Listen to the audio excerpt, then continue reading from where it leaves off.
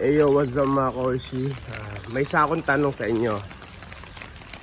Kung may pagkakataon kayong alisin o i-delete sa mundo, ano ito at bakit? Para sa akin, pera. Kasi pag nawala ang pera, walang mangangarap na pumuntang sa ibang bansa. Walang powerful na bansa, lahat pantay-pantay. Walang mangyayaring gera, walang mangyayari na gustong sakupin itong bansa na to, gusto sa akin tong dagat na to, yung parte na to, yung mga ganun bagay.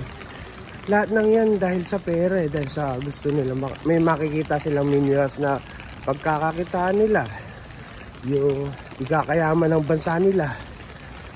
Yung tipong ganun, siguro walang greedy, walang mga sakin na tao, walang lahat ng bagay na alam mo yun, na problema dito sa mundo is mawawala.